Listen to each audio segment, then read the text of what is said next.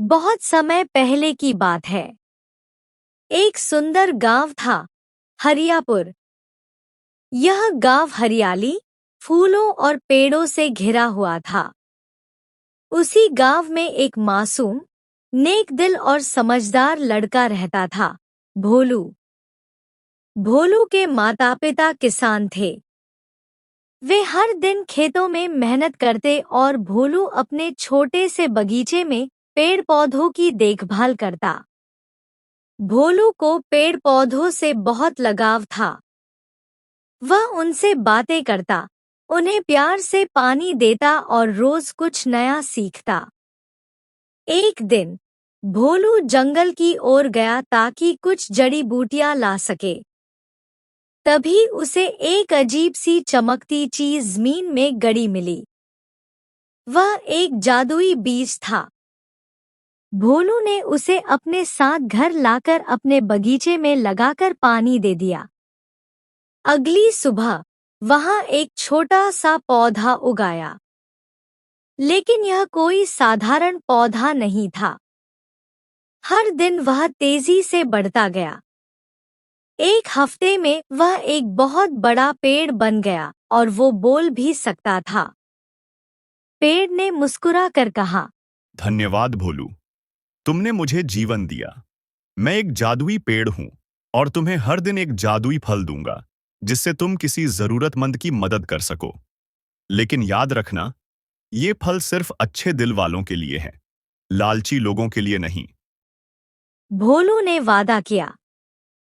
अगले दिन भोलू को गांव की बूढ़ी अम्मा मिली, जिनके पास खाने को कुछ नहीं था। भोलू ने उन्हें पहला जादुई फल दिया। जैसे ही उन्होंने फल खाया, उनकी थकान गायब हो गई और उनके हाथ पैर मजबूत हो गए। भोलू रोज किसी गरीब, बीमार या भूखे को फल देता। धीरे धीरे पूरा गांव जान गया कि भोलू का पेड़ खास है। गांव में एक लालची और स्वार्थी आदमी था, रघु। जब उसने सुना कि पेड़ जादुई फल देता है, तो उसने सोचा, अगर मैं सारे फल ले लूं तो मैं अमीर बन जाऊंगा। शाम के सन्नाटे में वह भोलू के बगीचे में गया और फल तोड़ने लगा।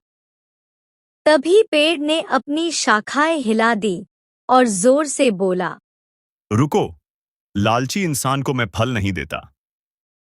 पेड़ की शाखाएं रघु के चारों तरफ लिपट गईं। रघु डर गया और रोने लगा। माफ कर दो, अब मैं कभी लालच नहीं करूंगा। पेड़ ने उसे सबक सिखाया और फिर उसे छोड़ दिया। एक दिन गांव सूखा पड़ गया। कुएं सूख गए, फसलें बर्बाद हो गईं। गांव वाले परेशान हो गए। अगर तुम मेरा सबसे बड़ा फल तोड़कर गांव के कुएं में डाल दो, तो गांव में फिर से पानी आ जाएगा। लेकिन एक शर्त है, तुम वो फल खुद नहीं रख सकते। भोलू ने बिना सोचे समझे वह फल तोड़ा और गांव वालों की भलाई के लिए कुएं में डाल दिया। कुछ ही देर में आसमान में बादल छा गए और जोरदार बारिश हुई।